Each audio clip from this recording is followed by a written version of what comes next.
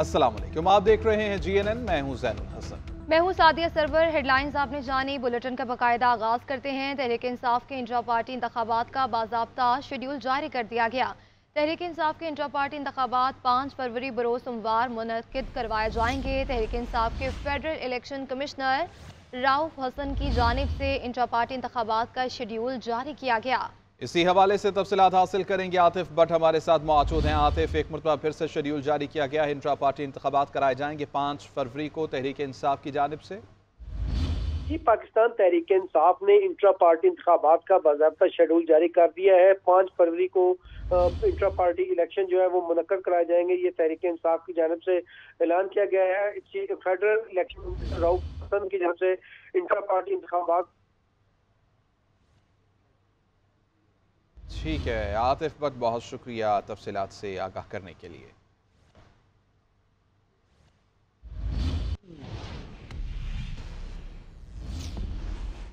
मौसम के बारे में आपको बताएं, पंजाब और खैबर पख्तूनख्वा के मुख्तलिफ शहरों में गरज चमक के साथ बारिश। लाहौर, रावलपिंडी और इस्लामाबाद में रात गए बारिश के साथ यालाबारी हुई। इस्लामाबाद में तूफानी बारिश और यालाबारी से सड़कों ने सफेद चादर ओढ़ ली। जुड़वा शहरों में सर्दी की शिद्दत में इजाफा हो गया है। जी बिल्कुल, चित्रार, दीर, मालम जब्बा और मुलहिका इलाकों में भी बारिश हुई। महकमा मौसमियात के मुताबिक बारिश का सिलसिला 4 फरवरी तक जारी रहेगा। आज भी गिलगित, पंजाब, इस्लामाबाद और कश्मीर में तेज हवाओं और गरज चमक के साथ बारिश का इम्कान है। पंजाब के मुख्तलिफ इलाकों में गरज चमक, यालाबारी, बारिश के बाद सर्दी में इजाफा हो गया। लाहौर में मूसलाधार बारिश और शदीद यालाबारी। लाहौर एयरपोर्ट पर 17 मिलीमीटर बारिश हुई। दीगर इलाकों डिफेंस, गुलबर्ग, शाहराह कायदे आज़म के अतराफ, लक्ष्मी चौक, अनारकली, मजंग, कैंची, जोहर टाउन, कोट लखपत में रात गए वक्फे वक्फे से बारिश का सिलसिला जारी रहा। मीरपुर, आजाद कश्मीर, रावलपिंडी, इस्लामाबाद में यालाबारी। दीगर शहरों में फैसलाबाद, गुजरात, जेहलम, मंडी बहाउद्दीन, कोटली, सरपुर, पसरूर में भी अब्रे करम जमकर बरसा। महकमा मौसमियात ने इस्लामाबाद, पंजाब, बलाई खैबर पख्तूनख्वा, गिलगित बल्तिस्तान में और कश्मीर में बारिशों की पेशगोई की है। लाहौर में शदीद मौसम के बायस मुल्की और गैर मुल्की फ्लाइट ऑपरेशन मुतासिर रहा। मुतअद्दिद परवाजें ताखीर का शिकार। शांगला के बलाई इलाकों में आज दूसरे रोज भी वक्फे वक्फे से बर्फबारी का सिलसिला जारी है। सर्दी की शिद्दत में गैर मामूली इजाफा। सर्दी से बचने के लिए शहरियों ने गर्म मलबूसात का इस्तेमाल शुरू कर दिया है। बालाई इलाकों में अब तक 1 फीट से जायद बर्फ पड़ चुकी है। इसी पर मजीद बात करते हैं गाजी अहमद से। जी गाजी, बताइएगा। शांगला के बालाई पहाड़ी इलाकों में रात गई से बर्फबारी का सिलसिला वक्फे वक्फे के साथ जारी है। इस वक्त मैं अजमेर टॉप के मुकाम पर मौजूद हूँ और यहाँ अभी तक 1 फुट से ज़ायद बर्फबारी रिकॉर्ड की गई है। शांगला के जो दीगर बालाई इलाके हैं जिसमें शांगला टॉप, यख्तंगी टॉप, कापर बांडा, ब्रज बांडा, गामतल, चकेसर कंडाव और सियाती मुकाम पिरसर शामिल है, वहाँ पर 1 फुट से ज़ायद बर्फबारी रिकॉर्ड की गई है। इस वक्त पूरी वादी शदीद सर्दी की लपेट में है। बालाई इलाकों में दर्जा हरारत नुक्ता इंजमात से भी नीचे गिर गया है। दूसरी जानिब शांगला के जो सयाती मुकामात है वहाँ पर सयाहों ने बर्फबारी से लुत्फ़अंदोज़ होने के लिए बड़ी तादाद में सयाती मुकामात का रुख कर लिया है और लाइव स्नोफॉलिंग से खूब महसूस हो रहे हैं। यहाँ पर मैं आपको ये भी बताता चलूँ कि शांगला के बालाई इलाकों में बर्फबारी के बायस सर्दी की शिद्दत भी बढ़ गई है। ताहम महकमा मौसमियात के मुताबिक बालाई इलाकों में बर्फबारी जबकि मैदानी इलाकों में बारिशों का ये सिलसिला जुम्मे के रोज़ तक जारी रहेगा। तवील खुश्क सर्दी के बाद लाहौर के मुख्तलिफ इलाकों में रात गए होने वाली बारिश से मौसम सर्द और खुशगवार हो गया है। तिबी माहिरीन कहते हैं कि हालिया बारिश से खुश्क सर्दी का खात्मा और बीमारियों में कमी वाक़ई होगी। इसी हवाले से जानेंगे अहमद हसन से। जी अहमद। अच्छा, बिल्कुल लाहौर में खुश्क सर्दी के बाद जो है बिलाखिर बादलों की एंट्री हो गई है। रात के लाहौर के मुख्तलिफ इलाकों में जो है कहीं हल्की और कहीं तेज़ बारिश का सिलसिला जारी रहा। ख़ासतौर पर गड़ी शाह, फिरोजपुर रोड, करतबा, अनारकली तमाम जो इलाके थे वहाँ पर रात गए जो है वो गरज चमक के साथ बारिश हुई। ताहम काफ़ी इलाकों पर जो है वो पानी भी खड़ा दिखाई दिया। बताया चलें कि खुश सर्दी से लाहौर में जो है वो बीमारियाँ भी फूट पड़ी थी। ख़ासतौर पर नज़ला, ज़ुकाम और चेस्ट इन्फेक्शन की जो बीमारियाँ थी वो फैल रही थी। ताहम रात गए बारिश के बाद जो है अब इन तमाम बीमारियों का भी जो है वो डॉक्टर्स का कहना है कि खात्मा होता दिखाई दे रहा है। इस वक्त शहर लाहौर की सूरत हाल ये है कि सुबह से ही मौसम खुशगवार है। आज बड़े अरसे बाद जो है शहर लाहौर में धूप निकली है, हल्की हल्की हवा चल रही है और शहरी जो है उनका कहना है कि सुबह का मौसम जो है वो इंतहाई खुशगवार होता है और ख़ास तौर पर बारिश के बाद जो है हर चीज़ खिली खिली दिखाई दे रही है। मैं बता चलूँ कि इस वक्त शहर का मजमूई दर्जा हरारत जो है वो 11 सेंटीग्रेड है, जबकि ज़्यादा से ज़्यादा 21 सेंटीग्रेड तक जाने का इम्कान है। दूसरी जानिब महकमा मौसमियात का कहना है कि बारिश का ये सिस्टम जो है वो 4 फरवरी तक जारी रह सकता है, जिसमें हल्की और कहीं तेज़ बारिश का सिलसिला जारी रहेगा। जी, निगरान हुकूमत ने जाते जाते अवाम पर पेट्रोल बम गिरा दिया। पेट्रोल 13 रुपये 55 पैसे फी लीटर महंगा कर दिया गया। हाई स्पीड डीजल की कीमत 2 रुपये 75 पैसे फी लीटर बढ़ा दी गई। लाइट डीजल 2 रुपये 3 पैसे फी लीटर महंगा। मिट्टी के तेल की कीमत में 24 पैसे फी लीटर कमी कर दी गई। वजारत खजाना ने पेट्रोलियम मसनूआत की कीमतों में रद्द-ए-बदल का नोटिफिकेशन जारी कर दिया।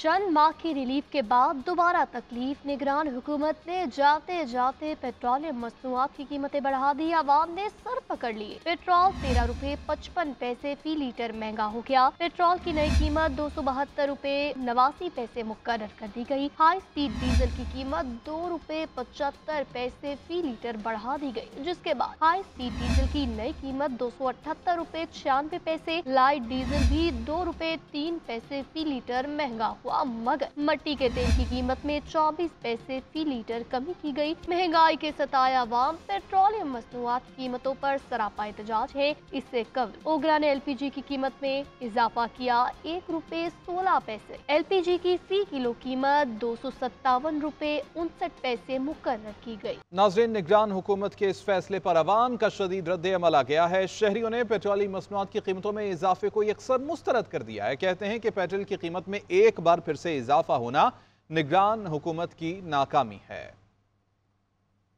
पेट्रोल पे पैसे बढ़ने का मकसद है कि हर चीज़ पे पैसे बढ़े, ठीक है ना। पेट्रोल पे पैसे कम होंगे तो अब सब चीज़ों पे पैसे कम होंगे। पहले 5000 का 20 लीटर आता था, अब कितना 18 लीटर आएगा। ये आवाम को पहला तोहफा मिल गया। इलेक्शन करीब है, 8 तारीख से पहले ये बेशक अपना 200 रुपये भी कर जाए, आवाम को फ़र्क नहीं पड़ता। जो आवाम पिस रही है। जितना उसने बढ़ाया था पिछले दिनों में, उससे ज़्यादा उसने डबल कर दिया है। पेट्रोल की प्राइस इंक्रीज हो या डिक्रीज हो, इससे आम आवाम जो है उस पर कोई फ़र्क नहीं पड़ा। आपको पता है कि पेट्रोल भी पिछले दिनों कम भी हुआ था, उससे चीज़ों पे तो कोई फ़र्क नहीं पड़ता, चीज़ें कम नहीं हो रही। अब बढ़ गया, अब देखिएगा चीज़ों की कीमतें और बढ़ जाएंगी, किराए और बढ़ जाएंगे। तो तंगी करने वाली गल है ना, माड़ा बंदा तो की करेगा। मैंने तो पता नहीं है रात दा वजह। तो सारे यही कहते हैं वोट डालो, वोट डालो। वोट डालने का फायदा क्या हमें, जब महंगाई इतनी बढ़ गई है। पेट्रोल महंगा हो जाए, सस्ता हो जाए, हमें कोई फ़र्क नहीं पड़ता। हम मुर्दा कौम है, ठीक है। यहाँ पे मुझे कोई पकड़े ना, अंदर बंद कर दे, सजा दे दे, तो मैं कुछ नहीं कर सकता। महंगाई होगी तो गरीब आदमी तो मर गया ना, अमीरों को तो कुछ नहीं है ना। मुर्गे के पास तो पैसा है, उनके पास पेट्रोल चढ़ गया, 10 रुपये चढ़ गए, जब 20 रुपये चढ़ गए, उन्होंने तो टैंकी फुल करवानी ही करवानी। खैबर पख्तूनख्वा और बलूचिस्तान में अमन अमान की बिगड़ती सूरत हाल। इलेक्शन कमीशन ने अहम इजलास आज तलब कर लिया। वफाकी वज़ीर दाखिला, सेक्रेटरी दाखिला, चीफ सेक्रेटरीज और सिक्योरिटी इदारों के हुकाम शिरकत करेंगे। तर्जुमान इलेक्शन कमीशन के मुताबिक इजलास में IG और इंटेलिजेंस एजेंसियों के नुमाइंदों को भी मदऊ किया गया है और गुज़श्ता रोज़ इलेक्शन कमीशन का बाजोड़ में उम्मीदवार के कत्ल का नोटिस लिया गया। NA 8 और PK 22 में इलेक्शन मुलतवी कर दिए गए। बलूचिस्तान में भी इंतखाबी दफातर पर हमलों पर रिपोर्ट तलब की गई। इजलास में फैसला किया गया कि खैबर पख्तूनख्वा और बलूचिस्तान में इलेक्शन मुलतवी करने का कोई चांस नहीं। इंतखाबात 8 फरवरी को ही होंगे। बैलेट पेपर्स की प्रिंटिंग का अमल जारी रहेगा।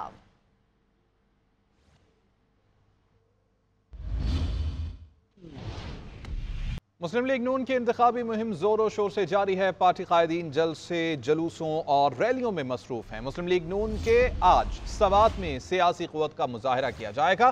कायदे नून लीग नवाज शरीफ जलसे से खिताब भी करेंगे। शहबाज शरीफ और मरीम नवाज भी उनके हमरा होंगे। सवात के गरासी ग्राउंड में जलसे की तैयारियां इस वक्त जारी हैं।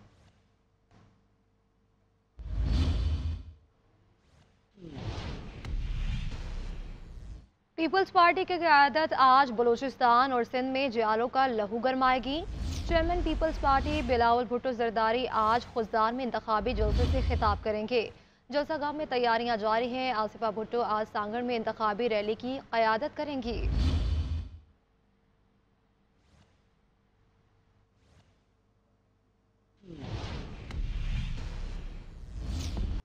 नाज़रीन, लाहौर का पहला हल्का NA 117 जहां इस्तेहकाम पाकिस्तान पार्टी के उम्मीदवार अब्दुल अलीम खान और पीपल्स पार्टी के सैयद आसिफ हाशमी के दरमियान कांटे का मुकाबला मुतफ़क़े है।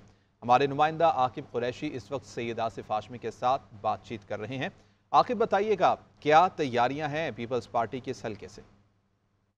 जी बिल्कुल, मुल्क भर में जो है जनरल इलेक्शन की तैयारियां ज़ोरों शोर से जारी हैं। सियासी पार्टीज़ के जो उम्मीदवारान हैं वो अपने वोटर्स को कायल करने की कोशिश कर रहे हैं। कॉर्नर मीटिंग्स चल रही हैं, जलसे चल रहे हैं। मैं इस वक्त मौजूद हूँ लाहौर के हल्का NA 117 पर, जो लाहौर की सियासत में बहुत ही इंपॉर्टेंट तस्वर किया जाता है। यहाँ पर 20 जो है उम्मीदवार इलेक्शन लड़ रहे हैं NA की सीट पर।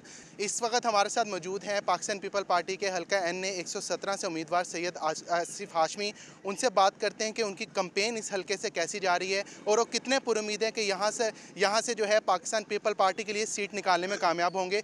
एक कैंडिडेट दूसरे हल्के से आता है, मुझे उनकी ज़ात की बात नहीं कर रहा, पर मैं ये सियासी बात पूछ रहा हूँ कि जब आप उस हल्के में अगर आपने काम करवाए हुए थे, आपने लोगों का ख्याल किया होता, आपने लोगों को नौकरियाँ दी होती, आपने लोगों का इलाज कराया होता, आपने लोगों की इंसानी हकूक़ के तमाम काम किए होते, तो आपको फिर वो हल्का छोड़ के इस हल्के में आना क्यों पड़ता? उनका यही कहना था कि इस हल्के से जो मुखालिफ पार्टी के उम्मीदवार हैं वो इम्पोर्टेड उम्मीदवार हैं, उनका इस हल्के से कोई ताल्लुक नहीं है। यहाँ पर इस हल्के से उन्होंने काम करवाए हैं और इस हल्के के लोग जो हैं उनको वोट देकर पाकिस्तान पीपल पार्टी को कामयाब करवाएंगे। जी,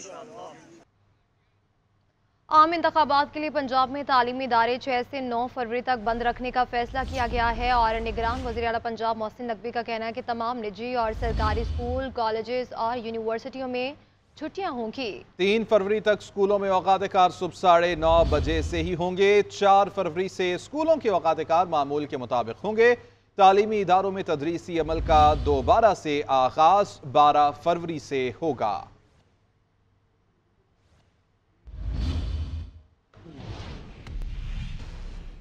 आम इंतखाबात में अब चंद ही रोज बाकी हैं। इंतखाबी उम्मीदवार अपनी अपनी मुहिम में मसरूफ है। दूसरी जानिब वोटर्स भी पुरजोश हैं और इलेक्शन डे पर अपने उम्मीदवार को कामयाब बनाने के लिए पुरुम्मीद है। हमारी नुमाइंदा अनम जावेद इस वक्त लाहौर के हल्का NA 124 के इलाका खालिक नगर में मौजूद है। वहाँ के अवाम के क्या तासुरात हैं, इनसे जानते हैं।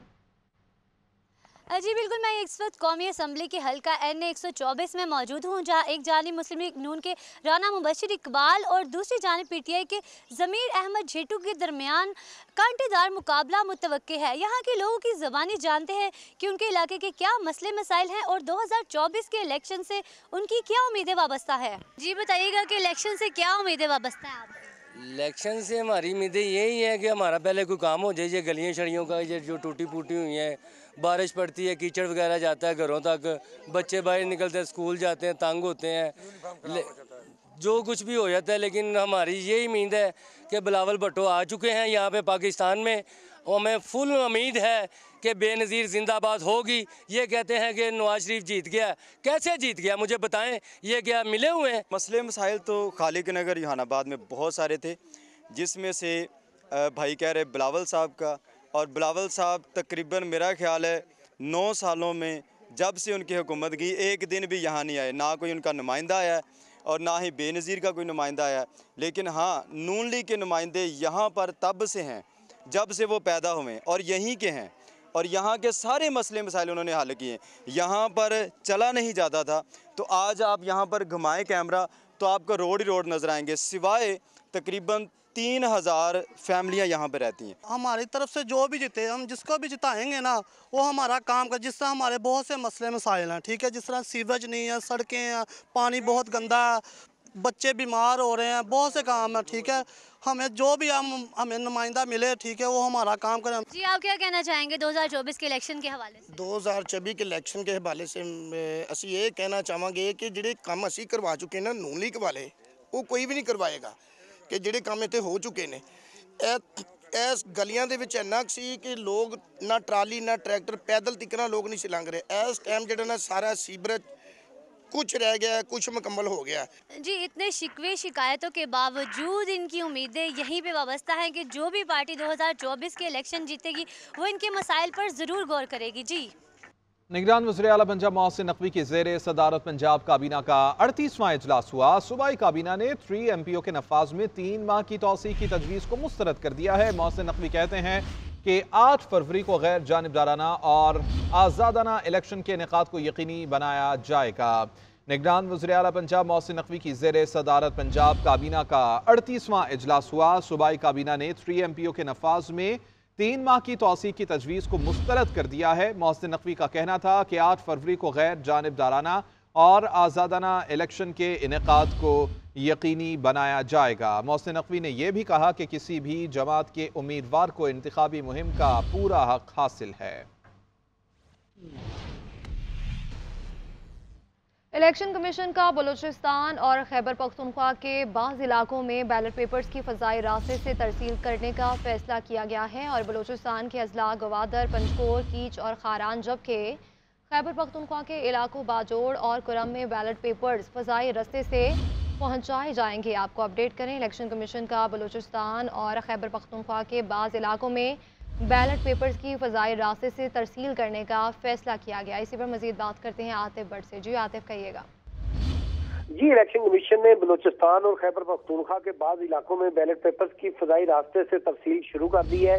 बलूचिस्तान के अजला गवादर, पंजगोर, केच और खारान में बैलेट पेपर जो है वो फ़ज़ाई रास्ते से पहुंचाए जा रहे हैं। खैबर पख्तूनख्वा के इलाकों बाजोड़ और कुरम एजेंसी में भी बैलेट पेपर जो है वो अपलिफ्ट किए जाएंगे, एयरलिफ्ट किए जाएंगे। कौमी और सूबाई असम्बलियों में बैलेट पेपर हेलीकॉप्टर और C-130 के जरिए भिजवाए जाएंगे। इस्लामाबाद से कौमी असम्बली की 3 नशिस्तों के बैलेट पेपर की छपाई जो है वो आज शुरू की जाएगी। बलूचिस्तान से कौमी और सूबाई असम्बली के तमाम हल्कों के बैलेट पेपर की छपाई मुकम्मल कर ली गई है। खैबर पख्तूनख्वा के 90%